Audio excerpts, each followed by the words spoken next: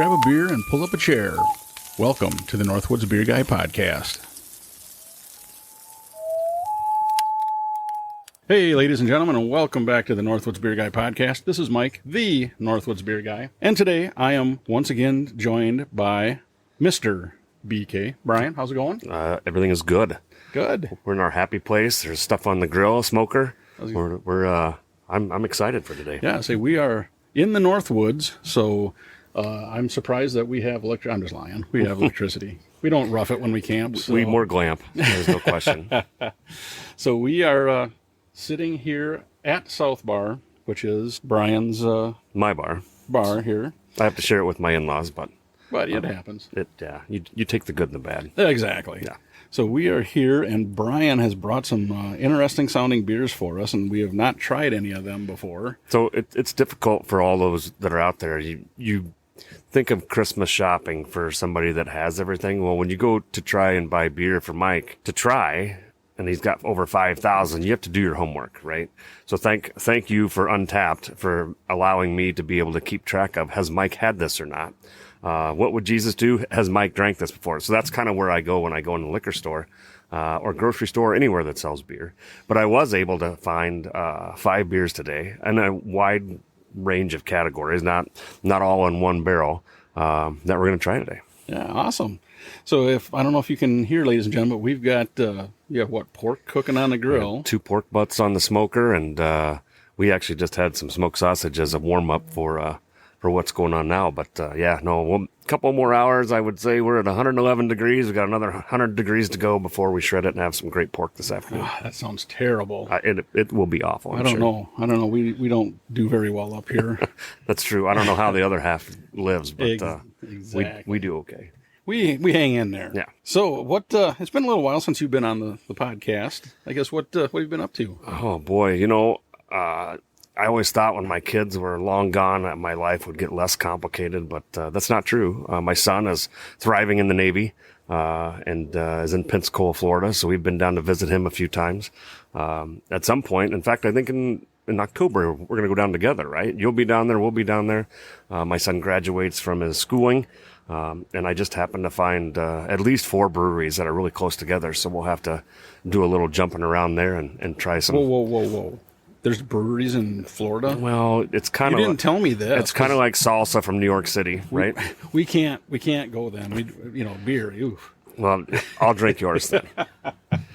Okay, well, if you're going to be like that, I guess I can go.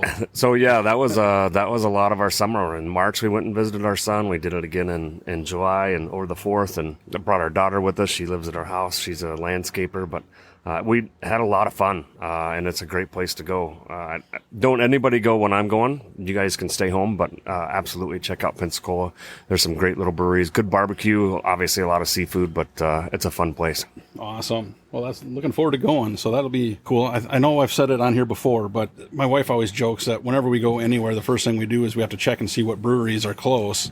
And I'm like, well, honey, it's a business expense. That's right. You gotta look at it that way. I used to check for barbecue first, because I live in Minnesota and you don't get barbecue like I used to get barbecue in Kansas and down south. So I checked that first, and now I'm kind of on the track of checking for breweries first. Oh yeah, it's always fun, and I think it's cool because you get to try things that you've never even heard of. Because when we were in the Miami area when our daughter played basketball tournament down there for college, and we stopped at a couple different places, and I never even heard of them before. Yeah. And like when we were in Nashville, when we went to the Nashville brewery there, had never had any of their beers, didn't know what they were like, if they were good or not, and it was really a good place. They had some really good beers, and the beauty of the smaller breweries, they're not in stores, right? Yep. They only have limited runs on everything. The last brewery we were at, and I'm hating myself for not writing down the name of it.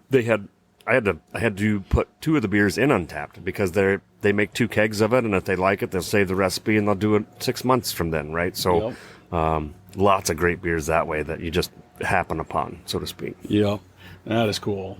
Well, hey, I guess I'm getting kind of thirsty. Yeah, I don't know if you are. We should probably start. Try one of these. So we're gonna go, I think, first. I'm not gonna look in the cooler. You just were explaining them to me, but. So I saw this Hinterland brewery, which we've obviously had a lot of their beers. Yep. They have a 29th anniversary throwback. It's a Pub Draught Nitro Pale Ale. Ooh. I looked at, I like a pale ale. IPAs are, you know, I tolerate them, and I'm not afraid of them like Jim is, but Right. I certainly like a good pale ale. So this one on Nitro was something different. And again, Untappd said Mike hadn't had it before, so I thought, well, we'll give it a try. No. And we're grilling, so try to stay a little bit lower on the alcohol Right. scale with these. So I thought we'd give it a shot. So Yeah, definitely. Like I said, I have never heard of that one. and I'm going to see, sometimes they give you directions on how they'd like you to pour it. So it's 5.6 alcohol by volume. And they really, there's really It's like no old pictures or something on the Yeah, can. so It's I kinda guess cool. I'm guessing they're 29 years of brewing. There's a bunch of, here's one that says Steve's Cheese Company. I have no idea, but I'm guessing they're all around where they were brewing at that time. Yeah. So let's crack this Like you thing. said, we've had a number of Hinterland beers before, but I've never heard of this one. Not getting too much of the nitro. Is it? Oh, there it is. Now it's Yeah, I starting. was to gonna say, fit. I'm sure it's one of those. You got to pour aggressively. Yeah. Well, it didn't give me instructions. Yeah, I was gonna say they need to put those on the side. Looks almost like not quite as dark as an amber, but it's darker No. than your normal. Like a golden lager. There you go. Yeah, Yeah. like a golden. It's like a German lager color. It smells like a pale ale. That's just, I could drink a lot of those. That is very smooth. It's I'm mild. impressed. It reminds me of a red ale. The aftertaste of it. Yeah.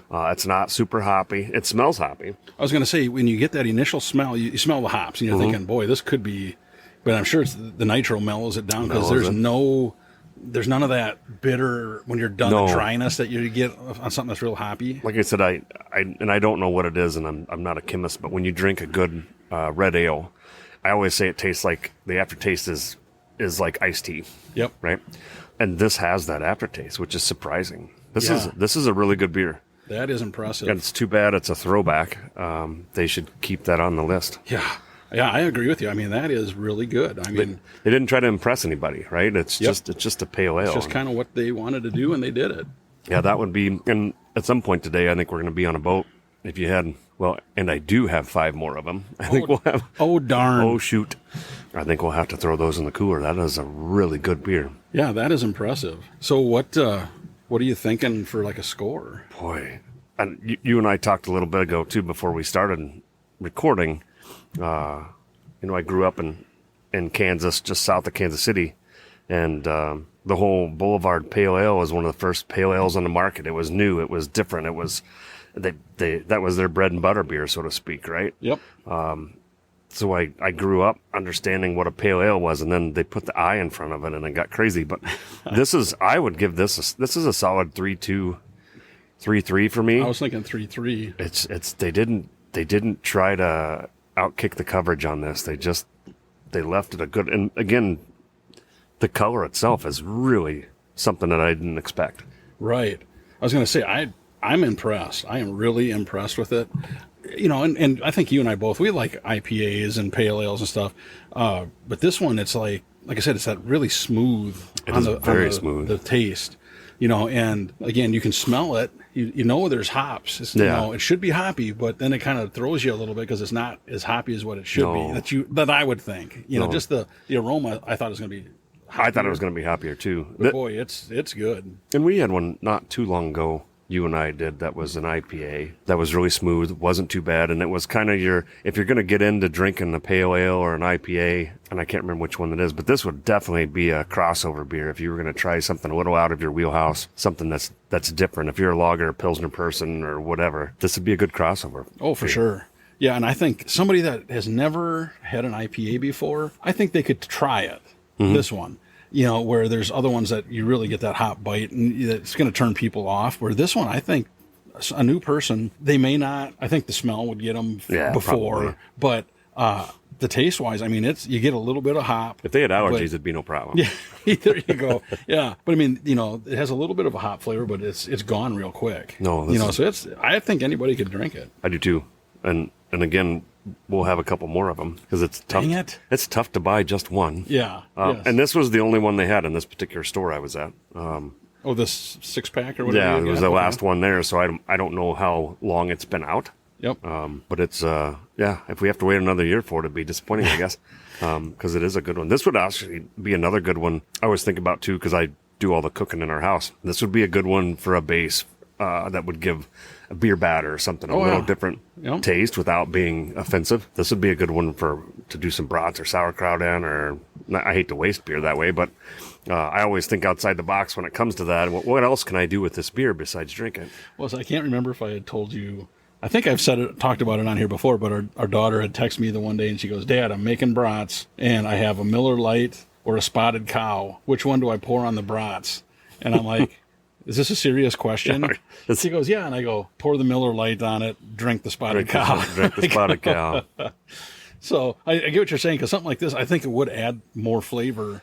You know what I mean, for sure. But then you're like, man, do I want to waste it? Yeah, I know. Well, you don't do all of it. You just do some of it. Yeah. But I was thinking in a beer batter, like for fish, chicken wings or something, if you're going to batter them up and fry them, that would be interesting taste. I would, again, I hate to waste beer, but you're not really wasting it. It's an alternate use. You're allocating it to another taste bud. That's right. Something like exactly. that, we'll say. Technically, you're still putting it in, as my father-in-law likes to say, anything that goes in the pie hole is groceries. So when you go shop for groceries, beer is technically it follows the same path as the cauliflower and everything else. Hey, it's hard to argue with that. That's true. That's words to live by. Oh, yeah. Well, we got a little left, so we might as well finish it up. Yeah. So, yeah, we are sitting here at the table watching saw a few people walk by. It's pretty quiet right now. It is really quiet, campground-wise. Yeah, so that's kind of crazy. I think some of the folks that were with us last night hurt themselves. They're still in bed. I know of at least a couple. Recovering, yep. Yes. We were the smarter ones. It's always about pace. Yep. And we knew we had to do this. Right. Well, you and I have been the ones in bed late, too, on occasion. That is true. Yeah. Yeah, we just don't talk about those times. Those are not recorded. No, exactly. Oh, yes. So the second part of this, getting a little warmer, sitting there in the can, still not bad. Some of the IPAs that we've tried over the years, as soon as they start to get warmer, they are skunky, and you just can't drink them. Yeah. And this one's not doing that at all. It's pretty impressive. Well, they'll have to rest. The overflow will have to go in the cooler. Mm-hmm. No doubt. That is for sure. So I'm trying to think of what you and I have not discussed lately. So I'm sure you remember me talking about when I got stung by the bees up on top of the camper. Oh, yeah. So a week ago when we came up here, I ran into the pole shed, and we have like an orange box. It looks kind of like a cooler, but it's not a cooler. It's just like a store stuff in.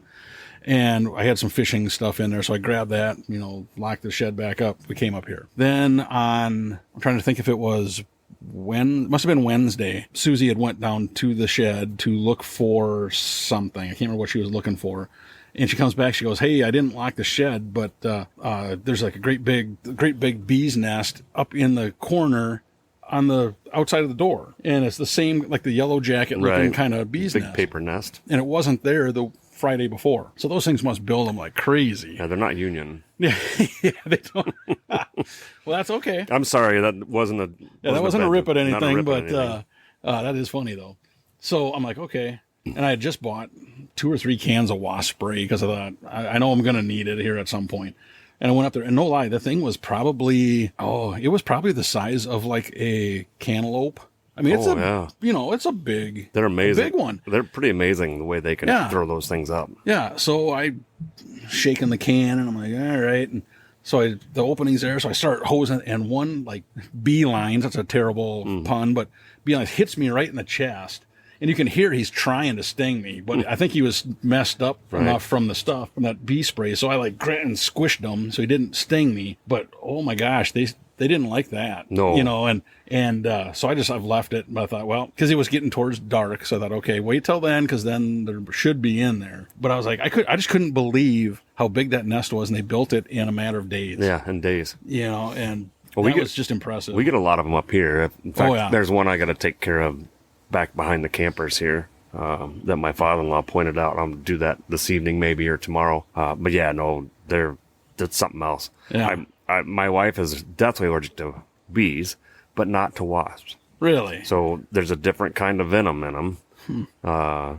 And she's not, because she got stung by a wasp, and we're in the car with it started, ready to run to the emergency room, right? EpiPens in hand, and she never reacted. So then she got a hold of it. But like honeybees or anything like that? Honeybee kill her dead. Yeah. Wow. No, she's horribly allergic to honeybees, which is And bumblebees, not so much. They have a different venom, I guess, too.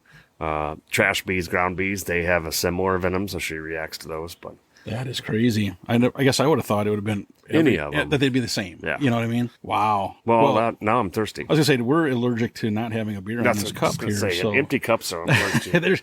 There is. If you listen to one of the podcasts where, of course, Jim prints off his trivia, there is some kind of a phobia of having an empty beer glass. And, of course, it's a name that made absolutely no sense. So I said it was empty glassophobia, but that wasn't right. Yeah, so. Well, no, I'm sure it's got some Latin in there that we can't pronounce. So this one caught my eye because, unfortunately, Mike and I are office people. So it's Out of the Office Citrus Ale. Orange peel and lime juice. It's 4.5. Again, it's going to be, it's 70-something right now. It's going to be a hot day. The label, once again, caught my eye. It's kind of a neat-looking label. This is a MobCraft. What did I say? 4.5. 4.5. And this is the flagship series. So I don't know. Turning ideas into beer. So this is one, if you remember, we had the Limonada beer. I think it was Limonada, where somebody had written in. Oh, yes. To try beer. So this is a similar thing. So I don't know who sent this one in, but this is one of those where somebody suggested it. The flagship, the Turning Ideas into Beer. Pasteurized live product. They have really bad cursive on here. Just saying. So anyway, let's give this one a shot. And just so we didn't have to rinse, I'll just get us a couple fresh glasses here. Wow, you're spoiling me now. I know. So you said lemon peel or orange peel and lime juice. And lime juice. Citrus ale. So this should be interesting. We shall see. We'll see if the lime stands out on it or not. Yeah, sometimes lime can be horribly overpowering. Right. I got a little aggressive with mine, but this one fizzed really bad when I first picked it up, and it's ice cold. We just got it out of the cooler. Looks like a little hazy, a little bit, but that could be that is that cold too. I was going to say it's probably if you squeegee the side of the glass. Yeah, I was going to say it's not that hazy. Yeah, it's not quite as hazy. You can smell the citrus. Yeah, but I don't smell one versus the other that much. Well, that's interesting. I have to have another taste or two of that. I'm not really getting. I get a little bit of the orange. A little bit. And a little bit of lime, and it's not overpowering at all. They're like very subtle. Yeah, but otherwise it's not even a pale ale. It's just an ale. Out of the Office. Well, that's a cool can. It is a really cool can. It's got all sorts of snowmobile sign. It's got a motorcycle, cowboy boots. There's a pink flamingo. Waterfall, cowboy boot, Beer Canyon, National Park. Is there a Beer Canyon National Park? I don't know, but if there is, we should go. See, if there is, I know where we're going. Right, we're going to have to Google that now. Yeah, great. Thanks a lot, MobCraft. Now we got to do, Jim, get on that. Yeah, hurry up, Jim. It's not an offensive beer. It's just interesting. Okay, the second taste I did get a little bit more. You said of the I think it's almost more of the orange. For the orange peel. Yeah. So there's that little acidic of an orange peel I'm tasting. Yeah, it's not bad. No. Like I said, I was expecting more. I guess I was thinking, oh boy, the lime is probably going to overpower it. Like we've had some beers. Oh yeah. But this is pretty. It's pretty good. Pretty decent. It's really mellow. It's not, and it's 4.5. So they didn't overpower it with alcohol. Right. Which I think probably would have made it bitter. I would, that much sugar in it. I'm trying to on the finish. I do get a little bit of lime on the finish. It's a lime. Yeah, there's just a little of both. It's not. They did a good job balancing it. Yep, I agree with you. I think they did a good job on it. Another one that I don't think it's going to matter if it gets a little warm. It's not going to get too bitter or too weird. I would rather have a little more, I think, orange than peel. If you know what I mean. There's a little of that tartness is from the peel, right? Yep. Like you'd get an old fashioned. That's why they put it in there for that acid and that. But it's not bad. As Jim would say, it'd be a good one on the lawnmower as you get off of it. Yeah. Oh, we got a few more of those. Those can go in the cooler on a boat too. They're not bad at all. Oh my gosh. Yeah, and that's got to be why they use the peel, because they want a little bit of a tart thing to it. Because that's something I thought of too, is why don't you see more with orange instead of the orange peel? Right. But of course I'm guessing you probably have to use less orange peel than actual orange to get the flavor too. So, but yeah, this is not bad. No, it's not bad. Again, like I said, more on the peel than it is on the orange. Yeah. And that surprised me. Yeah, and like I said, then at the very end, after you swallow it, you get that little bit of a lime flavor. Mm-hmm. So it's not bad. If you like a little bit of citrus, it's right. That's right in your wheelhouse, right? It's a good beer. And I do give them I'll give them a 1/10 of a point boost for the can. The can art is pretty cool. Now these two, both of them are actually pretty cool. Really pretty cool. I give, like you said, Hinterland. I'm sure it's old pictures of when they were starting out in that, and then this one is just more of kind of a fun, all the things you do when you get out of the office, right. And such. So it's a cool concept. I do like it. I'm fairly certain that's a beer waterfall. So I'll give them double. It's got to be in Beer Canyon. 0.2. It's got to be in Beer Canyon, doesn't it? Beanbags and flamingos. Why wouldn't it? Oh, and it also's got a clock that says Beer 30. Oh, see? Just saying. It's awesome. And it says, let's get weird. Yeah, well. Yeah, gotta do what you gotta do. That's right. So what are you thinking on a score on this? This one perplexes me a little bit. I would probably, just because it's not over citrused, right?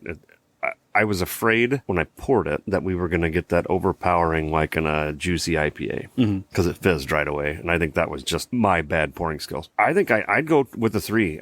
It's up there. It's interesting. Again, like I said, I'm perplexed. Like I would buy it again if I saw it for something a little different. Yep. 2.5 being middle of the road. This is more than that.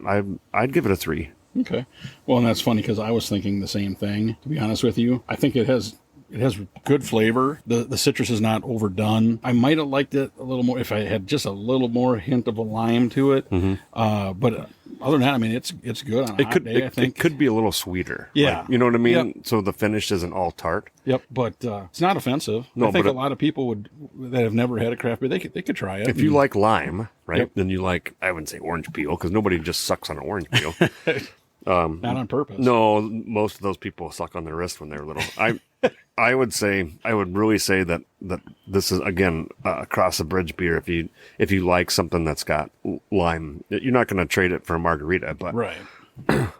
It's a good beer. I like it. Yeah. And I think this would be one that a new person could try. Yep. And they I don't think they'd be offended at all because it is pretty mellow. I shouldn't say muted. I'll say mellow. Yeah. The citrus is not over the top. You're not going to be, like I said, I'd like a little bit more lime, but I think that also kind of helps it to where a new person could try it. I'll save one for you, Jim.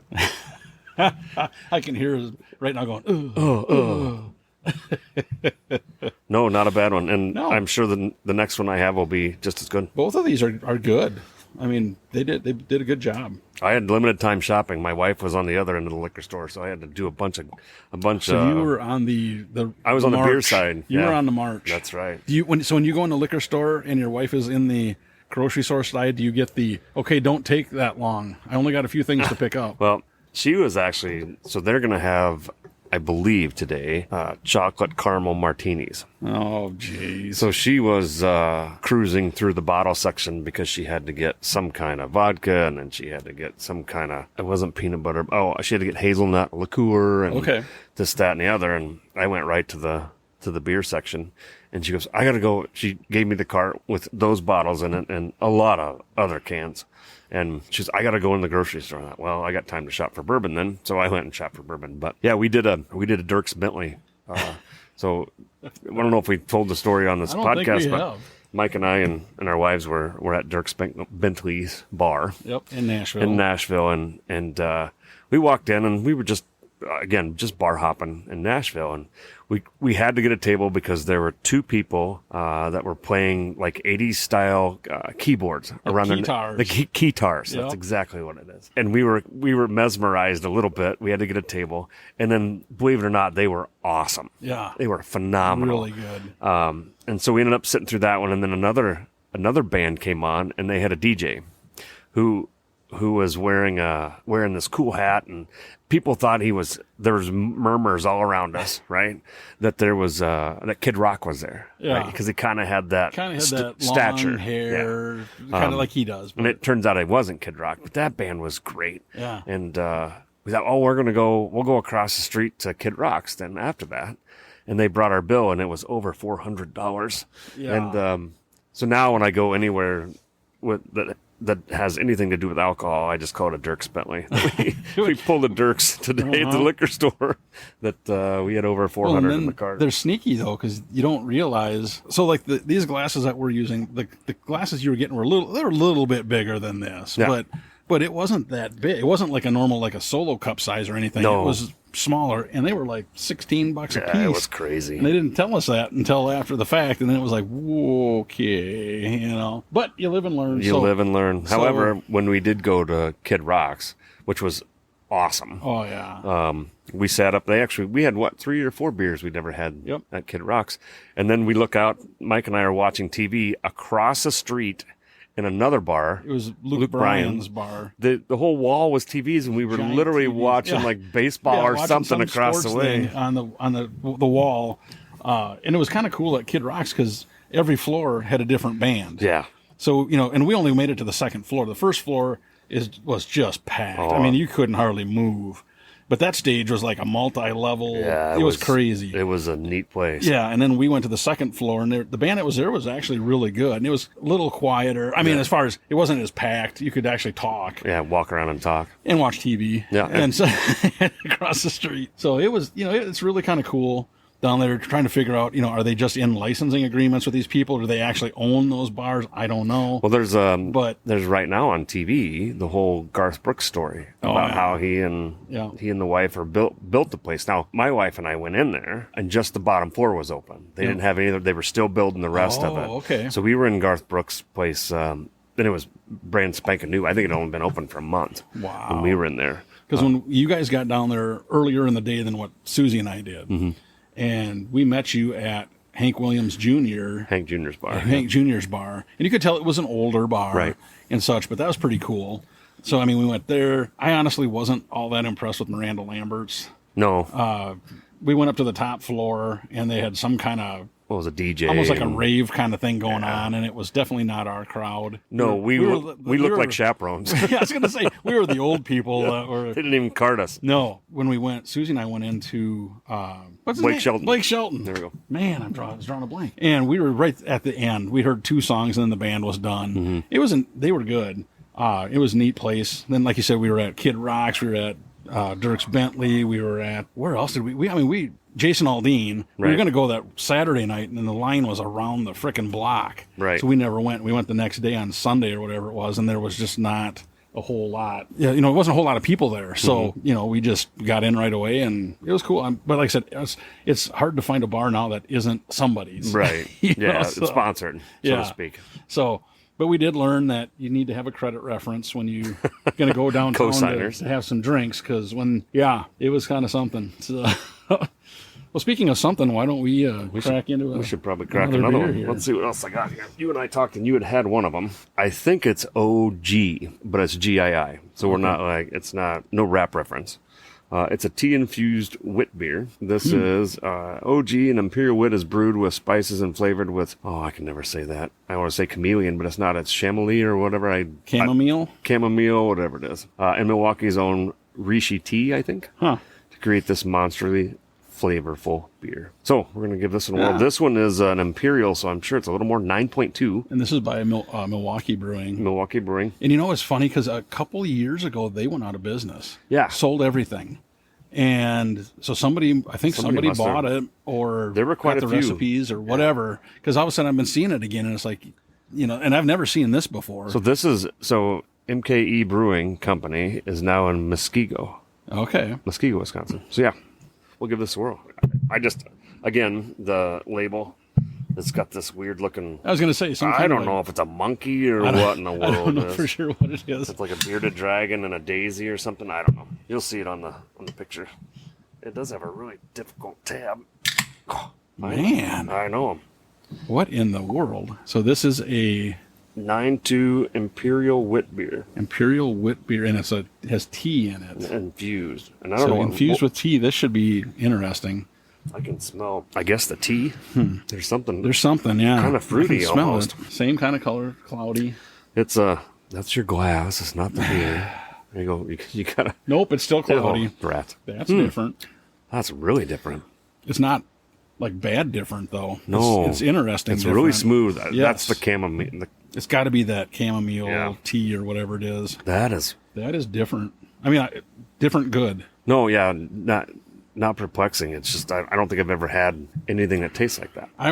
When you were talking about the tea and all that, I thought, okay, is this going to be... Do you remember a few years ago, Goose Island had one of their Bourbon County stouts that had chai tea in it. It had chai tea in it. And that you could definitely taste the tea. That was the green label, right? Correct, yes. That's the one I went back for, and somebody bought the last two. I sent you a picture of it. I got to look. I may still have one in the basement. Because I've still got, I think, the last 2 years at least. I shouldn't say the complete sets because I've never been able to get the proprietor one that's only available in Chicago. Right. But I got the other ones. And they just actually, I think I sent you the link to the article, didn't I? That they just announced. And it looks like there's only 5 varieties this year. And one is the proprietary one. So there's only 4, and one is the original. So, and it's like, But I'll still go buy it. So, right. This is different. This is different. It almost has... I can get the tea now. Yeah.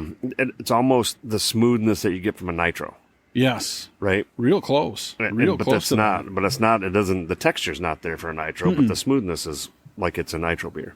This is probably this one. Yeah, this one. Weird. I could say that. I guess I could drink tea if it was like this. You could just tell people it's tea. Yeah, I drink tea. Yeah.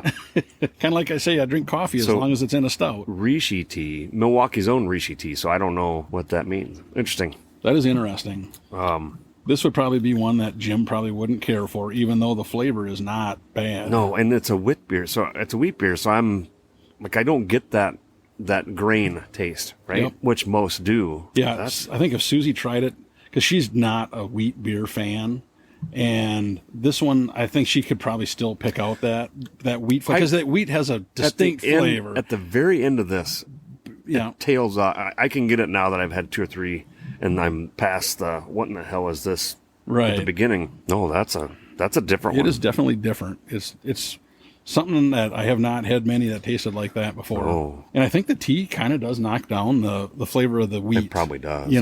So that's not a bad thing at all. Because like you said, a lot of people don't like that strong wheat flavor. Well, and it's 9.2. I didn't. Okay. Yeah, no, this is an Imperial. I totally missed that. Tea-infused wheat beer. It's an Imperial wheat beer. So it's 9.2%. You can't tell that it's 9.2%. No, that's what I was going to say. There's no way I would have thought it was 9.2. That bumps it up just a little bit. Though. Yeah, no, you don't. It tastes like a regular old 5. What is the O-Gii? Yeah. Well, there's multiple ones. So when I looked it up, I think you had one of these. I had one, but it was just a wit beer. Yes, it wasn't the tea one. No, this was an infused one. Once again, thank you to Untappd. Well, it's funny for being able to get Mike beers that he's never tried. What before. Is funny is because every so often I'll get a text from Brian. Hey, I got some more beers that you've never had, and I'm thinking, well, how do you know I've never had them? And then you had told me, I was like, oh, okay, it makes sense then. The only.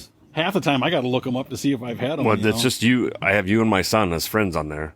Not because I'm an introvert or anything, but it's just easier that way. Yeah. And I always just look up, and if none of my friends have had it, all 2 of them, then I know for sure Mike hasn't had it. Yep, that's funny. Yeah, this is not bad. I mean, so it's different score-wise. Oh man, it's a little confusing. It is confusing. I do like the flavor. Like I said, the tea kind of knocks down the wheat flavor. We're not sure. We're not 100% sure, but it's not offensive at all. No. But it is a little confusing. It's different from most of the stuff we've ever had. Gosh, I can't go less than a 3 because it's so surprising. Okay, so you're going to go 3? I'd love to go more, but I just don't. I don't know what I would base it on other than it's really smooth. Yep. Yeah, I'd give it a 3. Again, I've got a couple more. We'll have to have it a little later and see, and see how it goes. But that's an interesting beer. If you just wanted to try something you'd never tasted before, absolutely try this. It's something I've never had. Yeah, I'd agree with you there. It's different than anything I've ever had. Even that Goose Island one. This is different than that. The Goose Island one, you could definitely taste the chai tea, but of course that was a chai is really 14%. Chai is really in your face to start with. Yeah. So this is definitely different. I give it a solid 3. I mean, maybe later on I'll go, oh, this is really good after I've eaten some pork or some potato salad or something. It'd be different, but this way different beer. Yep. No question. I think myself, I'm going to go like a 2.9 just because it is a little bit confusing, but the 9.2, there's no way I'd have guessed it was a 9.2. I'd have said at most 6. 6, exactly. Most. So it's smooth. And again, like I said, I think the tea, and I don't know, like you said, but whatever that tea is that they have in there, I don't know what that's supposed to taste like. So they have it in bold, and I think the chamomile, is the smoothness up front. I think it is. Okay. Because I know at my work, they have big coffee machines and all that, and they have a big tea selection. So I watch a lot of people make tea, and Camel's one of the popular ones, Earl Grey or whatever else. Yep. So I've smelled that before, but I've never tasted it. You know what I mean? Yep. So I think that's what the smoothness, but that Rishi, I have no idea what that is. Right. That could be some guy that, that works on a road cruise named Rishi. I have no idea, but it's really interesting. It's hard. And again, I'm on Untappd, but I haven't recorded all the beers that you've had, and you and I have talked about it, and it's hard to come up with one you haven't tasted anything like. And this one is there. Like, I've never had anything like it before. Yep, for sure. And what I was going to say is, like you said, with that Rishi tea or whatever the name is, this may taste spot on. I don't know. No idea. So that's the part that's a little difficult for us, is we don't know. It's kind of like, we've talked about, trying bourbon barrel beers with the bourbon to see if we can actually, pick it out. Pick it out. Because a lot of them, I don't know. And, it's, we've looked at some other ones where you're like, I've never even heard of this bourbon or whatever. And like this tea, I've never even heard of it. So this could be spot on. Yeah. And we marked it down a little bit because we don't realize that that's what it is. But, that's the fun part of what we do. Well, I'll have to, and again, I think this was a 4-pack as well. I'll have to send one with you and have other people try it, because it's, again, your brother especially, who brews beer. I've never tasted anything like that before. Yeah, which, again, for you to say it and me say it, that's saying something like it. Yeah, that's crazy. Yeah, it was interesting. When I was back in Lake Mills and talking to my brother about it, I asked him some of the questions that we had on the podcast before, and it was just it was really interesting to hear from somebody that does it. A brewer's perspective. Yeah, a brewer's perspective, to figure out what it meant, or how they do this or that, without getting into trade secrets and things like that. Well, and to be too technical, right? Yeah. There's a technical side to this as opposed to what you and I talk about. Yeah. And like I said, we're not chemists. We don't understand that. No, we just I barely measure when I cook, right? So it's a little of this, little of that. Exactly. So yeah, I don't mind this. No, like I said, it's definitely different. And again, ladies, I think anybody could try it. Yeah. This is I don't know how it's a wheat beer, or wheat beer. Yep. But I don't know how you categorize it. A tea-infused beer is all you can say. Yeah, I don't know. And even then, like, it's not a tea I've ever had before. Yeah. But I was going to say, if somebody has had that tea before, you should look for this beer and then try it and let us know. I mean, I'd really be interested to know if, is that the flavor of the tea that really is jumping out, or what? Because we just don't know. We're not tea folks, I guess. And, we are now. Yeah, right? we are now. Yeah. If they had this next to the coffee machine at work, it'd make the day go a little faster. There you go. Anyway. Exactly. And again, I'm just going through there, and the label caught my eye. I still don't know what kind of monster's on the front of it. I don't either. It's a tea monster, maybe. I have no idea. We'll post the picture of it. They'll see it on Thursday. There you go. So they can try and figure out what it is. And it's got, I'm guessing it's some kind of a plant in a flower pot's what it looks like. That's what I said. It's like a monster and a daisy. So I don't know. Or an angry customer. Or maybe maybe his name's Rishi. I don't know. Could be. I don't know. We'll have to do some digging. Jim, get up. Look this up and see what it is. Like one of my father-in-law's old fishing buddies. Get the Google machine out. And figure that out. I've got the Google, so let's look it up. Awesome. Well, now I'm debating which to go next, because we just baffled ourselves. Let me dig. So as he's digging in the cooler, we're sitting here, and the wind is just right to where the smell of the pork butt is starting to. It's starting to kind of waft this way. Get into the canopy. Yeah, to where it's like, oh, yeah. So the next one I got here is the Brewing Projekt. It's Gunpowder IPA brewed with green tea. So I wasn't trying to do. Now, this is the one, not to cut you out, this was the one that I've had, the regular gunpowder IPA. And I have too. I've had that, but I've never seen it with tea in it. So it's got green tea, gunpowder, green tea, Centennial hops, Citra hops. 6.8, it's an IPA with Citra, Centennial, gunpowder, green tea, and orange peel. Now, I don't know what gunpowder green tea is. I know what green tea is. Right. I wonder if gunpowder, if it's like a brand. I don't know, possibly. Possibly, I don't know. Let's hope it's not gunpowder. We'll get this one. Crack. That one's not nearly as You didn't break your finger almost, no, your fingernail off. So this is the classic IPA color. Oh, for sure. Yep. Very much. Floaters There's in there. a little bit of floaters. That could be the gunpowder. It could be. If I get angry and go off. If all of a sudden you hear an explosion. Yeah, there's some floaters in there. or I should say sinkers. They kind of went to the bottom. They didn't float. That could be that's the Citra you can smell smells like an IPA, but it's pretty mellow. Yeah, it's not as... Did it say what the ABV on it was? This is 6.8, so it's a little higher. Oh, yeah, there's some floaters. This one, compared to that other pale ale, this one has a stronger hop flavor. Yeah, I don't know what the tea does or what it doesn't do. Yeah, I gotta give it a couple more tastes here, because right now I'm just getting more of the hop. A lot of hop. Than I am any kind of tea flavor. Yeah. Now, Susie and I had years ago, we went to the Brewing Projekt when they were still, it looked like a tin shed, and went in, and their brewing stuff was all, 3/4 of the building. Mm-hmm. And then they had like a little bar when you walked in, you could place your order, and then you could sit around and right. do their beers. So we were there, and this is pre-COVID. We went there, and it was like, and then we were going to go back. So, and this was like around COVID time. Now I'm trying to think if Callie probably had a volleyball or basketball tournament when she was in AAU or whatever, club volleyball. And we were back in that area, and they had built a new building, okay? And we're like, we got to go check it out. So we pull up there, and there's a big sign. You couldn't go in. You had to call in, order beers. They'd walk it out to your car. Oh, geez. So that's the last time. So we haven't been back up there. Now, I know people that have been, and they said it's really nice. Now, where is... It's in Eau Claire. It's in Eau Claire, okay. Yep. And from where they're at, if you go basically a block up, then there's, is it the Grumpy Troll or is it Lazy Monk? One of those two, there's in Eau Claire as well.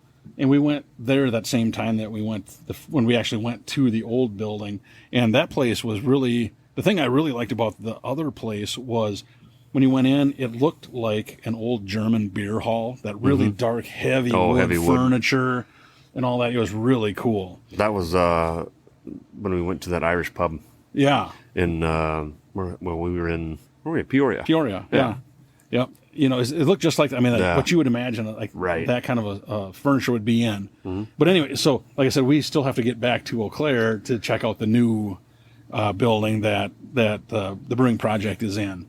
And I believe I had talked about it one time when I first really kind of got to know who these guys were. The owner was in Wisconsin. They have this weird law where you cannot own. They basically say you got 3 levels of brewing. Let's say you got the manufacture, the distribution, and the sales. So you got your breweries, your distributors, and your bars. There you go. And you cannot own 2 of the 3. So this gentleman that owned, him and his wife started the Brewing Projekt, and then his wife worked part-time at a bar, and they were going to shut them down because of it. And they didn't even own the bar, and it was really ugly. They went through all this stuff where they were going to transfer ownership to like her dad, or I can't remember what. She quit her job at the bar, and they still were giving him a hard time.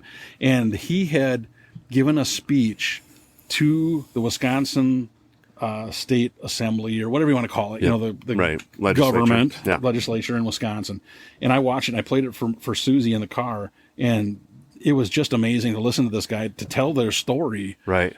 And I think you played that for me. I think, yeah. And this has been a few years ago. And remember, I think it was just, there was another brewer that we remember when we were on the bus, Rutabaga.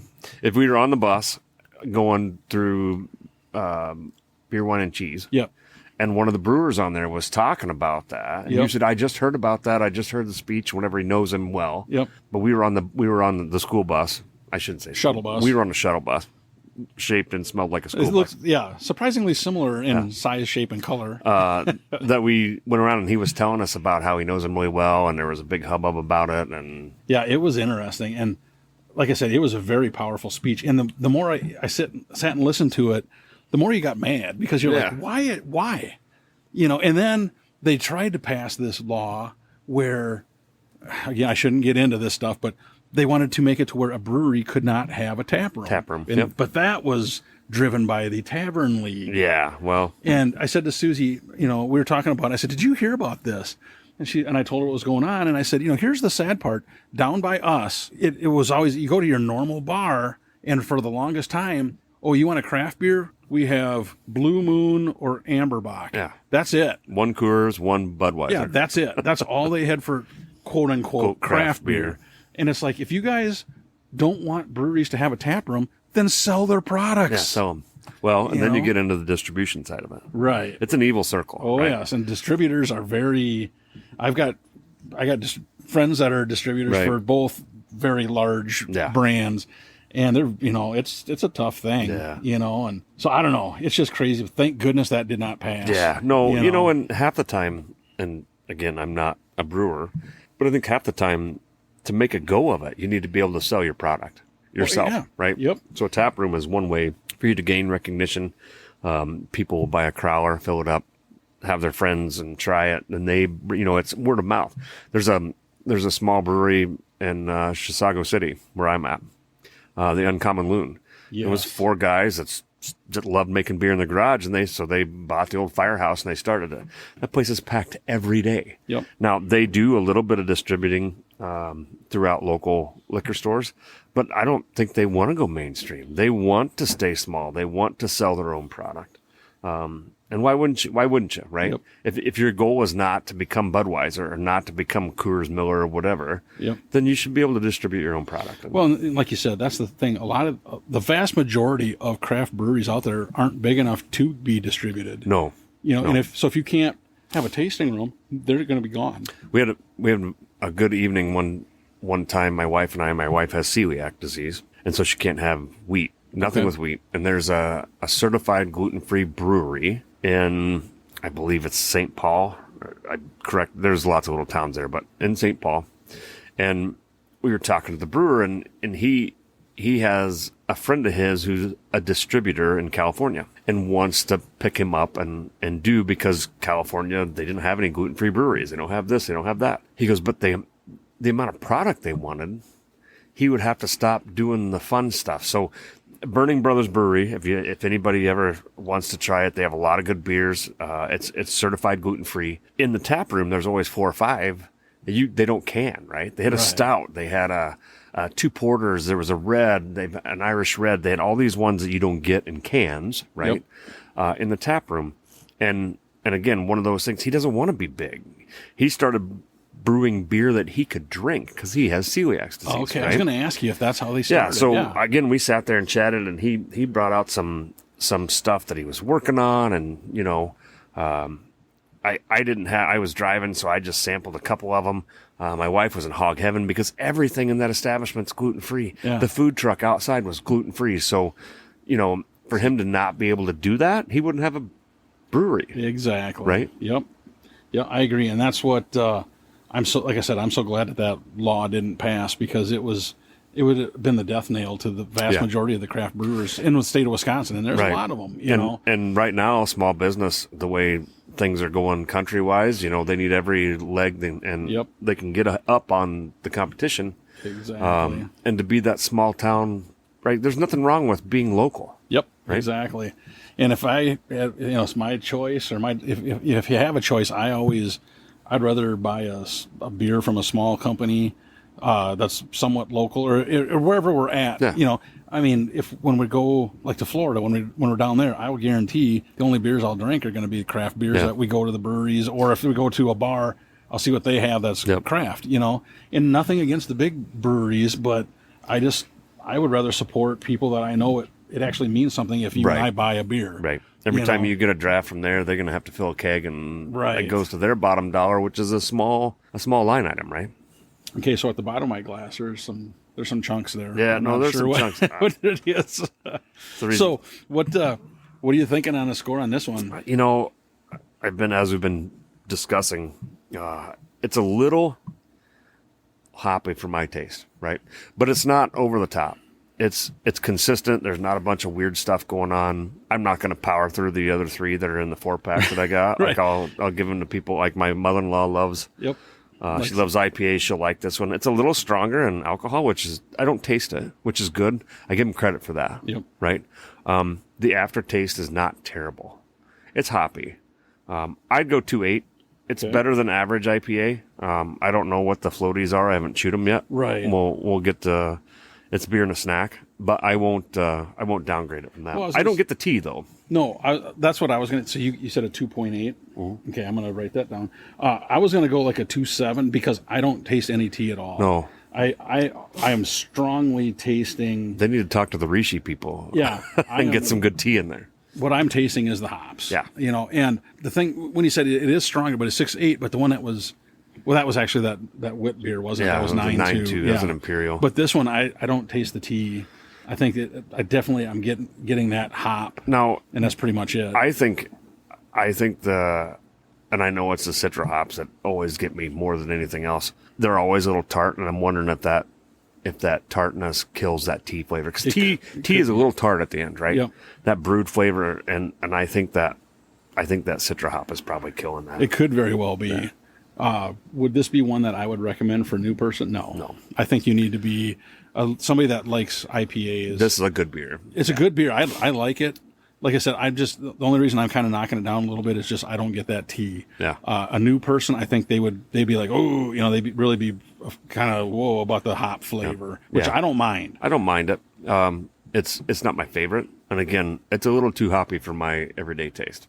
Jim would have a heart attack. Yeah. Yeah. That, and then with all the, it almost looks like if it's tea, it almost looks like garlic in the bottom. because they did the tea bag break. Yeah. No, it's not. I don't mind it. We'll leave that the residue there for now, just because it's got to be all chunks in there. There's a lot of floaties there. Yeah, I don't think Jim would be a big fan of that one. No. But I don't mind it. Like I said, it's a good okay. flavor. And honestly, the Brewing Projekt, they're kind of one of those companies that are kind of known for their IPAs as well. So it's what you'd expect. That one, from them. Yeah, and that one as it gets warm gets in your face. Yeah. Oh yeah. Right. Yeah, like you were talking about that first one we had, that first IPA. When it warmed up, it really didn't. Pale ale. Sorry, no pale eye. ale. Yeah, no Sorry, eye. pale ale. No weird eye. Remember? Yeah, just a pale ale. Yeah, that one when it warmed up a little Not bit, at all. it was still very smooth. the same. This one, it, and you're right. I mean, when the stronger, especially the IPAs, the warmer they get, the harsher, so to speak, those hops really come out and get you in the nose. Yeah. And we've had double IPAs, triple IPAs. I've had a quadruple IPA. Imperial IPAs. Which shocked me, the quadruple, because I was expecting it to be really hoppy, and it wasn't. It was actually really good. I was impressed. I've only had one, though, of a quadruple. I don't think I've had triple, but I don't think I've ever had a quad. I've had quad ales, but not quad IPAs. Ales, yes, but this was a quad IPA. And it was one of those, I haven't had that style. I need to get it, And now I'm sure you had listened when we went to Whistle Punk, and I had that beer de champagne. Beer de champagne, yep. Which, believe it or not, folks, I asked him if he had Miller High Life, because that's that is the champagne of beer. Of beers. This tasted way different than that, and it wasn't bad. But like I said, I wish you were there to try it, because Jim was there, and he was actually like, it's not as bad as I thought it was going to be. Right. And the bartender did tell us they sell, the vast majority of that beer that they sell is on New Year's Eve. On New Year's Eve, yeah. For people that don't want champagne, because it's brewed the same, or whatever, however they do champagne, this beer was made kind of the same way. So it wasn't near as dry as some of the champagnes, very bubbly. Right. And it was a higher ABV. I believe it was it 10 or 11? You told me maybe? 11, yeah. I think it was 11. And everybody that tried it, it was definitely different, but you know, I don't know. Like I said, the bottle was like a champagne bottle where you had to stick your thumb in the back, hold it and stuff. It was decent, but the only reason I got it was that was one of the styles I've never had. Never had. Yep. And that's one of those things when you start looking at stuff, or when I go to, especially like the local bottle shop back home, they're on Untappd, so I can look up what they are bringing in. Right.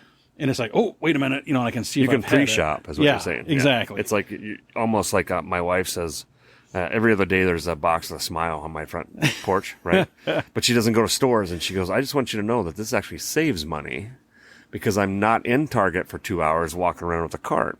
That's and I don't disagree with that. If you want to save money, pre-shop and have it show up at your door. Now, my wife actually had just made a comment to me, and it was kind of funny because, it was just that company's big sale day. Right. And she goes, yep. It's pretty much not a good idea when you've been drinking to go on that app and shop, because she bought a lot of stuff. Terrible idea. I was like, okay. That's the thing at South Bar. My father-in-law and his daughter, my wife, will sit at this South Bar. We'll have to put a picture. Yeah, South I'll Bar put a picture up there. There's a cable spool as our bar, which we're sitting at right now, and late at night, 11:30, quarter till, and there's 3 sheets, and 2 of them are in the wind. and they get on their phones, and pretty soon packages start showing up. Oh, yes. And so that's a drunk Amazoning is. Oh, I said the word. Sorry. Oh, man. Never have to cut that. Drunk. Unless they want to sponsor our podcast, then we'll That's right. talk about you all day long. Yeah, we're gonna throw Teslas in there too. You know what the hell? Yeah. Hey, Elon. But yeah, not a good idea. No. We've gotten some oddball packages, and I don't ever open them because I don't have the account. It's always my wife's name, and so I let the joy of surprise for her. And she said, "What in the hell did I order?" I said, "I don't know, but it's squishy and it's in an envelope. Here you go." Here you go. So yeah, I've had that with my wife before too, and I go, "Here, this came in the mail." She goes, "What did I order now?" And I'm like, "I'm not really sure." So, more importantly, what did you have to drink, and where were you? Yeah, where exactly were you when this purchase was made? But yeah, and it's funny because I can remember, joke used to be, you'd go into whatever store, you needed one item, you come out with $100, and you forgot to buy the item you needed. The item, yeah. But yeah, now it's whatever. The bad part was I ordered something semi-recently from an orange and white lumberyard style store. Yeah. I ordered it and went in to pick it up and ended up spending $150 on other stuff. Oh, sure. It happens. That I had. That was our. I don't think you heard it on the microphone, but our cooler just got nailed by the first acorn. I think that's falling up. I was going to say, what was that? That was a weird sound. The little bitty premature acorn just fell off. So pretty soon here in the Northwoods, great. It'll be bang, bang, acorn season. Bang, bang. Yep. Well, it's funny when because I think it's early for the acorns to be dropping. That was the first one we've seen. But I was talking to a gentleman that I work with. We were talking. He goes, "Doesn't it seem weird that the hostas are already blooming? Like they already have flowers on them?" And I was like, "Yeah." See, and this is probably 3-4 weeks ago, down by us. Right. And so I went home and I said to Susie, "I'm like, doesn't it seem early for the hostas to have flowers?" She goes, "Yeah, it is a little pretty early." And it's just weird. So I'm like, I'm hoping that doesn't mean our winter is going to be just terrible. This whole summer, everything to do with fishing and everything is screwed up. Yeah. The not having a winter to the tune of having so much water. Oh yeah, has just screwed all kinds of stuff. I'll have to show you. I don't think I showed you the pictures. That last big rainfall we had back home, Jim's farm flooded bad. Yeah, I think my wife Noelle, she showed me some pictures on Facebook.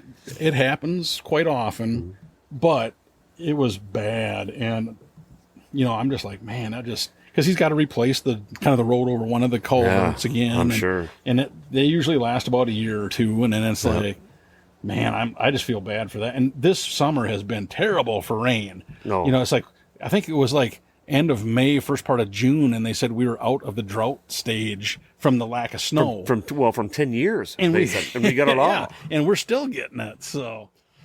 All right. Do we have another? We have one last one. This one I'm excited about. Okay. And I think, pardon me, I'm just moving some glasses. We've always had good luck with Founders beers. Yes. I think my first podcast, I brought one that was part of their Crimson series. I think so. Yes. That was that was Dragon's Milk. Sorry, I brought another Founders. That was an oddball one. This is part of their barrel series, and they've had a number of. See, the thing I like with Founders, not to change the subject a little bit, but two things. One, they did get bought out by a bigger company, but they've left them alone. So they still except for the labels, they changed the labels. They changed. There's no baby eating oatmeal anymore on the breakfast stout. Why did you do that, guys? I think Gerber sued them. There's no other reason. I don't know. But they've changed all their labels. But I mean, they still are doing some really cool stuff. They brought back CBS. Yeah. Because they got rid of that and they brought that back. So anyway, this is Founders the Cranfather, and I think you and I read about it at one point in time, but we've never seen it. No, and again, excuse me, I bought the last 4-pack they had. And it is ale aged in bourbon barrels with cranberry, cherry, and orange peel. Now, again, I didn't try to theme orange into this; it just happened. But cranberries have been a hit and miss for us, right? We've had a bunch of cranberry beers. Usually it gets really tart. We did have one good one, and I don't remember who that was by. I don't have either, to go back to the archives. We had one that was really good. And it was an oddball. It was like a red ale or a amber or something. Something like that. That was good. So it's 11.1%. This is part of their barrel aged series. And again, it's a bourbon barrel. It's an ale. So I can see through the bottle, even though it's brown. So it's a bourbon barrel. Cranberry, cherry, and orange peel. Oh, man. Now I'm excited. So we'll have to see how this is. And pardon the noise, I got to get up and find an opener. I was going to say, do you have an opener? The rest of them have been in cans. This is the first one that we had that was in a bottle. Oh, there we go. You got one right there on the side of the bar. That'll work. Or the railing, I should say. Well, of course I do.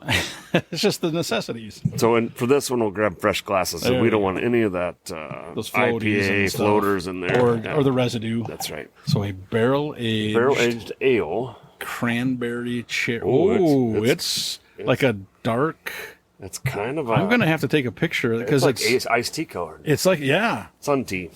That is interesting. Here, I'm going to take a picture of just that, because that is rather interesting color. Ooh, I can smell. Because it's not a reddish, but it does have a little bit of a reddish tinge.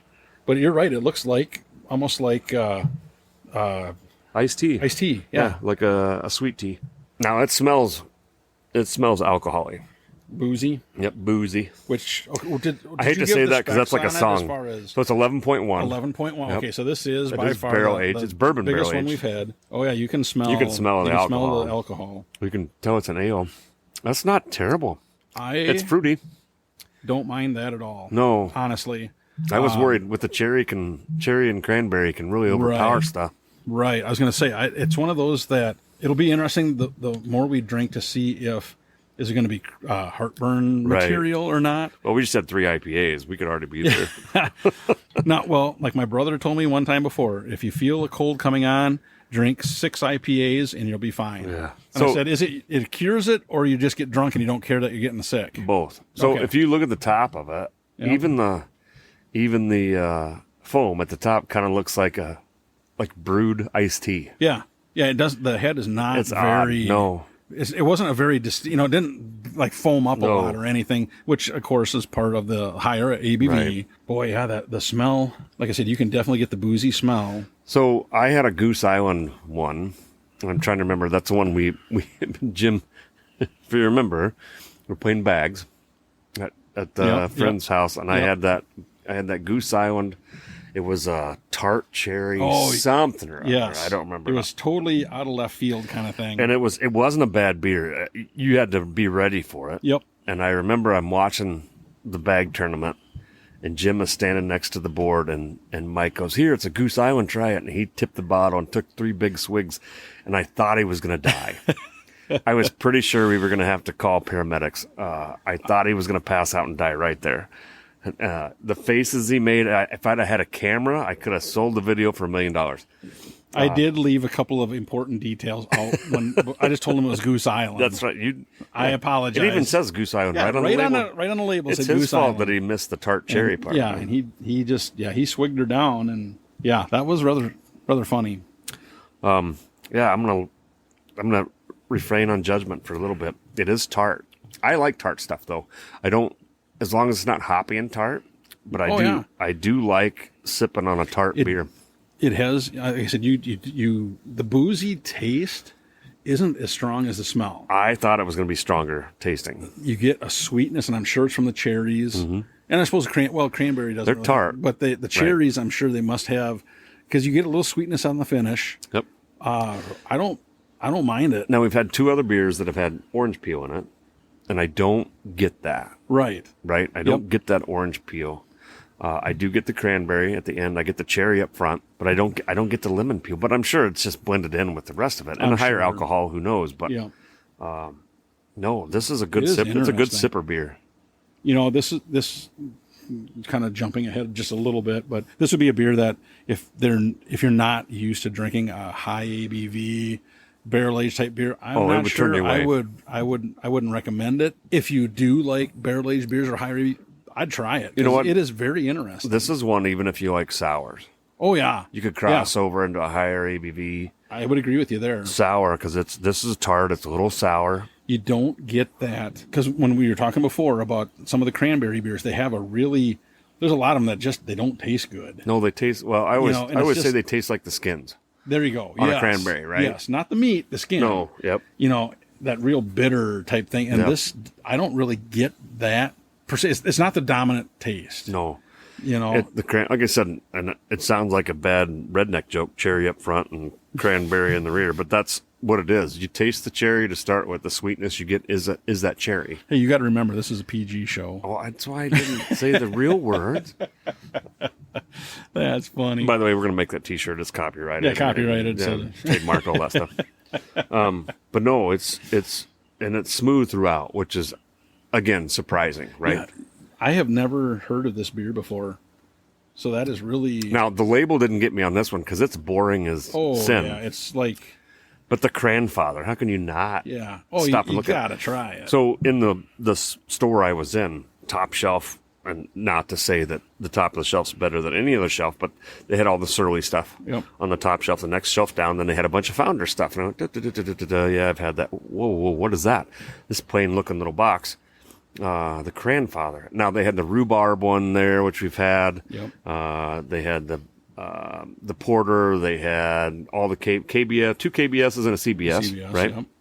And then this one was just stuck in the middle, and I cleaned them out of this one too. It's the only one they had. And again, thank you Untappd for knowing, but I didn't think you'd had this one. We talked about it. I think we saw it online. Right. Oh yes, because we Googled it at Beer, Wine, and Cheese this year. Yep. Because we wanted to know, there was some of the reason we were Googling Founders beers. Right, and that popped up. And it popped up. I've never heard of that one. And I've never seen it down by us. Well, we were drinking at the time, so we kind of forgot about it. That is true. Yeah. That is true.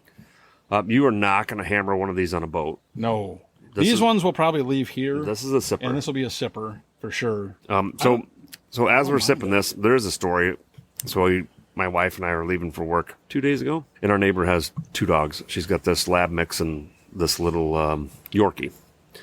And Louis, the big lab mix, he's prone to barking at everything. Shadow, wind, large animals, doesn't matter. So we're at 6:20 in the morning, and we're getting in the car, and we're leaving, and he is just bark. And I told my wife, I said, well, I'm going to go over and find out, because you don't want that neighbors to get angry. Right, and we love Louis, and we love his owner, and he's coming up the hill between our yards, and he had stopped barking. Okay, we'll get in the car and we leave. At about 9 o'clock, we get a text message from Erin, our next door neighbor, and she goes, well, I'm sure you heard my big dummy out there today. Here's why. So she sends us a picture of this mother possum, 9 babies clinging. Oh, jeez. To its body. And it's this amazing close-up picture, and I'll have to show you. Mike's not seen the picture. I'll have to show it to him. And then she zooms out, and it's in my yard. Oh, really? And I will say that I haven't... Did you say, hey, that's Ethel. Leave Ethel alone. My mower blade, or mower belt broke. And then we were up here last weekend and throughout the week, and I tried to order one. It didn't show. It showed up yesterday. And so I hadn't mowed in a week or two. And Mike mentioned the rain, and I'm pretty sure I'm going to have to get farm equipment back there. You get a baler. A baler, yeah. Yep. So anyway, it's in my yard, and I'm thinking, oh, great. Now, I'm going to, I said, well, the John Deere doesn't care what's underneath it. I'm going to have to be really careful. I don't want to mow possum parts all of a sudden everywhere. See parts flying, babies flying out or something. It was something else, and so she says, Noelle goes, well, it's probably living in our tree. And I said, well, it could be. I have no idea. I said, we had a lot of possums down in Kansas, but you never see them. They're dead on the road. I said, but I know they hiss. They can be mean. They sound really mean. Yep, and they're ugly. And honestly, and the funny part was, so I'm gonna pull this picture up for Mike as we're watching. It's great radio, right? Yeah. So here's a picture of Louis. He's barking at my fence, and you can see the possum. You can see the possum right there on the other side of the fence. And I zoom in, and oh my gosh, look at that! Their heads and ears. I'll send this to Mike so he can post it. I'll post it. Yeah, I'll post it before this goes live on Thursday. My wife says, she goes, well, I don't even know what possums eat. I said anything, everything, pretty much anything. I said small children and large dogs. Yeah. So all the way to work, then I heard possum facts about how they're kind of the cleaning crew for the outdoors, and they eat lots of snails. They're good for your yard. They get rid of snails and slugs and all that kind of stuff. And I'm thinking, yeah, but they're just hideous. Oh yeah. Right. And so the neighbor says, well, I don't want Louis to get a hold of it. Just Right. I know he's a big scaredy cat. Well, no one will get a hold of it. I said, that's right. The possum's going to play dead. Yeah. You're going to go out there and there's going to be 9 dead babies and a dead mommy. They'll all be laying there. And the dog's going to be confused going, Yeah, but I don't think that's going to happen. So, No. but they're transient, which Yep. I didn't know. They just kind of go from den to den and move around. So hopefully by the time I fire up the little John Deere You'll back be there, good. there's You know, no it's- possum road bumps. I can't remember if I think I've told you this story because we had a possum at our old house. We had something had got in the garage, right? And leaving remnants of that it had been there. Yeah. And I'm like, what in the world is this? Because it was not. We'll just call that evidence. Yeah, we'll just call it evidence on this show. But couldn't figure out because I looked all over, couldn't find anything. So this would have been, I can't remember if it was Callie's junior year, sophomore or junior year, because it was High school. High school. They had a playoff game for volleyball, and we came home, and I left from work to go to watch her. My wife left from work, so we both had drove separate. And I think Callie rode home with my wife.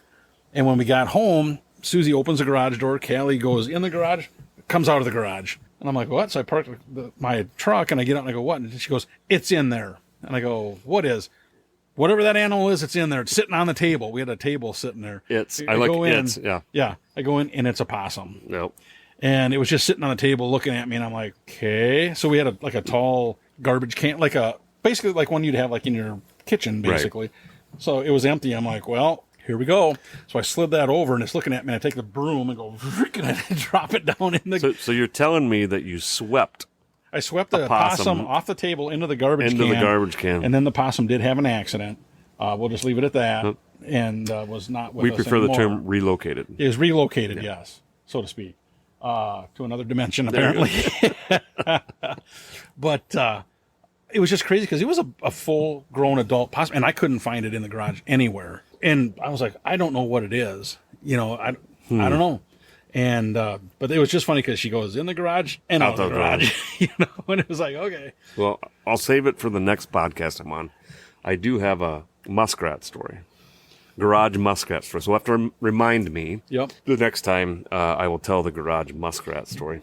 And I do have pictures of that too. I'll have to dig them up just so people don't think I'm crazy. I don't have pictures of this, but we had, and I'll save it for another podcast as well. But we had trouble with like raccoons getting into the bird feeder, so I had set a live trap, and let's just say the raccoon I caught was white and black, and that was my biggest fear.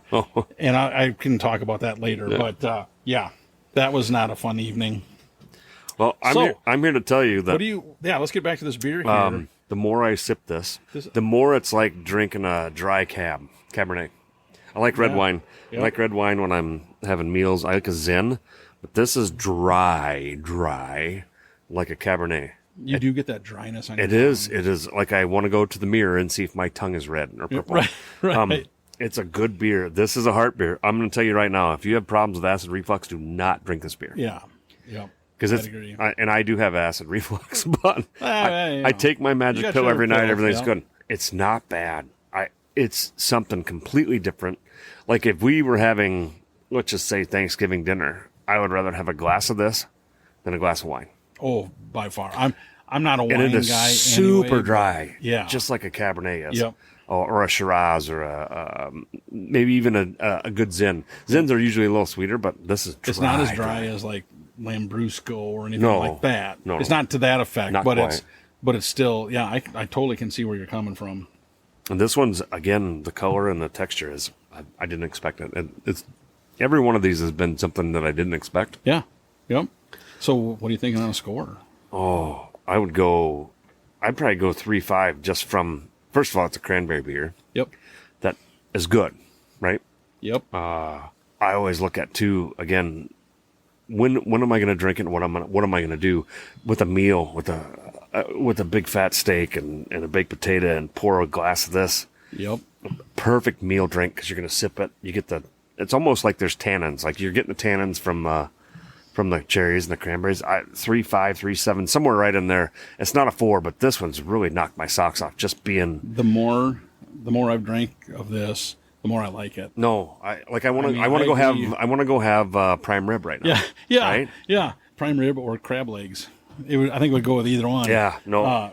Like I said, the more when you were saying the more you drink, the more you like it. I agree with you. It's definitely. I'm going like a 3.6. Yeah, 3.5 to 3.7 is what I said. So yeah, 3.6 I'm in with 100%. I think that I really like it. It's something different. It doesn't taste like your normal barrel aged beer. No, but that's what I think makes it good. Well, I think 11.1. Obviously, they snagged some from the barrel, right? Yep. But the ability to do the sweet and sour or sweet and tart. Yep. And it doesn't, like I said, balanced. It's really good. The balance. smell is boozy, but the taste really isn't. You don't get a lot of bourbon type flavor to it, because we've had some where, oh man, it punches you in the mouth. That's what I said. You got to pair the bourbon to the beer, right? Let's go get some Old Elk, or let's get some Willet or whatever. Of course, we're still waiting. We're waiting for Jim to get the Pappy bottle, bottle, but he hasn't produced yet. Yeah. I'm still hoping. My fingers are crossed. But it's like I said. The more you drink of it, I kind of dig it. Would I want it all the time? No. But it's this is big meal beer. That's what I'm saying. Enough that it's very intriguing. Yeah. And like I said, I would not recommend this to a new person because, again, 11%. It doesn't taste like 11%. If you're a wine drinker out there and you like red wine, this is your crossover.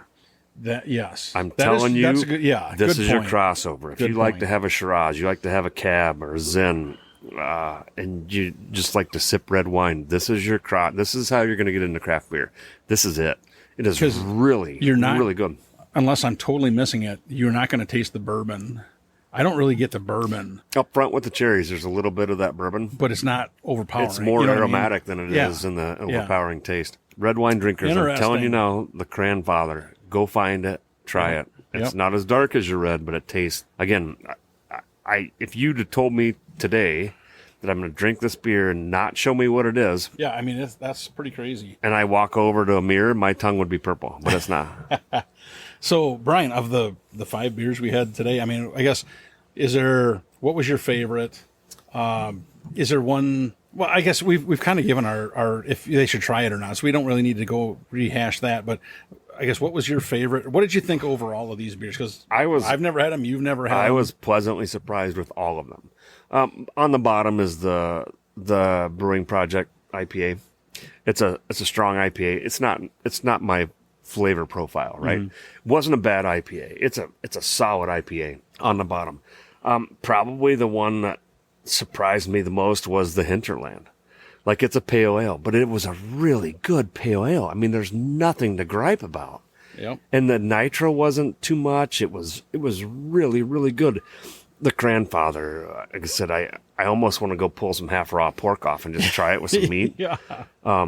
It is the crossover wine to beer. It is really good. Yep. Out of the Office was pleasant. I like that. But then there's the O-Gii, right? That I've never tasted that before. Right. And I've been all over the world, and I've tasted a lot of weird and good and great stuff and bad stuff, and I've never had that flavor combination before. So that one really surprised me. So the most surprising one was that O-Gii. Yeah. For sure. The Cranfather, as far as, am I going to buy it again if I see some? Yes, absolutely. And then I'm going to go try to find some more of the Hinterland. Okay. Absolutely. Yep. I'm going to go, if they have more, I'm going to buy some, because that is just a solid beer. It's a really good beer. I agree 100% with you. If you had to say one was the lower scoring one was the Brewing Projekt. Yep. But if you had that with other beers, that would have probably been the highest scoring one. It could be, if you're an IPA person. Yeah. So, I mean, it's just one of those where it just depends on the day and the taste and all that. But that was, they were all very impressive. So I thought they all had very good things. So what I didn't know when I purchased them was I kind of crossed 3 categories. There's orange peel in what, 3 of the 4? 3 of them, yeah. No, and then there was tea. Oh, tea, yeah, there was tea. And 2 or 3 of them. 2 of them for sure. You had the Milwaukee one and the Gunpowder. So those both had tea. I had 2 with tea. But I then had 3 with orange peel. Did the Brewing Projekt? Yep, that had orange peel. This had orange peel. That one's got orange peel. And this has, so 4 of the 5 have orange peel. Not my intent to create a pattern there. They just happen to be there. Well, there's our category, I guess, is orange peel beers. There's all kinds of them there. Yeah. So yeah, yeah, I'm with you. We covered a lot of bases there. Like we had one IPA, one pale ale, one citrus ale, the wheat, one wit beer, and one. I thought it was a stout at first when I picked it up, and it's an ale. So we didn't even have a true quote unquote dark beer. The two that surprised me for this reason, honestly, the Founders I knew was probably going to be good because Founders does a really good job, but the Founders and the Milwaukee, the O-Gii, neither of them tasted like what their ABV was. No. To me, I thought they were lower ABVs, but they're both high, 9.2 and a 11. I mean, they didn't taste like it, so that was really impressive. I honestly, if you blindfold somebody that drinks red wine and give them the Cranfather, they probably would think it was wine. They would think it was wine. The aftertaste is so that rich tannin flavor and that whole red wine flavor, and it's got to be the cranberries. It has to be. I would think it has to be. Is really, really stands out. Again, like I said, I want like some medium rare beef right now. Right. That's what I always I equate that taste to. Yep. When you're having a filling meal of a good slice of meat and some and asparagus and a salad and whatever. It's like supper club food, right? Yes. You're gonna have a glass of wine with it. That's like never mind. I'll have some of that. Yep. Right. I'm sure, and I don't know what red wine is. It's probably around that 8 to 10%. Probably somewhere in there. So 11.1 is not overpowering as far as that goes. The alcohol you can't taste. Really? It smells boozy to start with. Yep. That one surprised me a lot. And again, I just bought it because obviously you hadn't had it, but we talked about it at one point. Yep.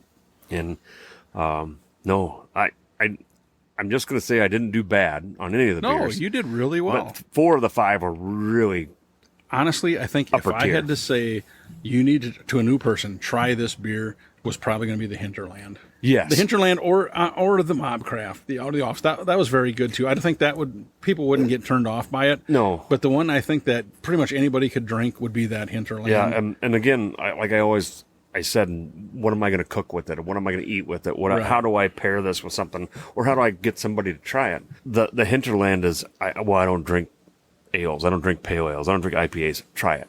Yeah. Just try it. That one was fantastic. And then the Cranfather too. I don't drink wine. Just try it. Yep. Right? Sometimes this is going to get you, this is going to surprise you. And you're going to get into that category where, hey, I'm going to go try some stuff with cranberries in it. Or I'm going to go try tart cherry sours or whatever. Sometimes with beer, people like I do that, let's say for venison. Oh, I don't like venison. Okay, no problem. Mm-hmm. But then you make something with venison. You don't tell them what it is. They're like, man, that is good. Yep. And when you're done, you're like, that was venison. Absolutely. And the same with these beers. If you don't tell them, hey, this is this or that, if they don't know what it is, they try it. More times than not, they're probably going to be like, that is actually pretty good. Yeah. And then you tell them what it is. Then they may go, oh yeah, I don't like that. But it's like, when they don't know what it is, the true flavor or your feelings of it come out more so because you've already got that predetermined thing in your head, right? So all I know is that I'm going to email my office manager and see if we can get some Rishi tea. There you go. And then you can let us know if they preferably taste in 16-ounce cans right out of Mosquito. There you go. You go. Well, hey, ladies and gentlemen, thank you so much for hanging in here with us as we're sitting here in the Northwoods waiting for this pulled pork. Smelling some pork, yeah. Yeah, it's like starting to get hungry. I know. And I know we got some hours to go yet. I know. I did see your wife went up top. I'm thinking our wives are actually... They're collaborating. Yeah. So that could be good or bad. I don't know. That means you and I have stuff to do here shortly. Possibly. Hopefully it's just that we got to go down on the boat. There we go. Go out on the lake. So that'll be all right. And believe it or not, we do have some cold beers that we're going to take with us. Dang it. I hate that. That's terrible. Awesome. Well, Brian, you did a great job on these beers, man. Like I said, there was not a one of them that were terrible. Even the Gunpowder, which was our lowest rated one, still was better than average. Right.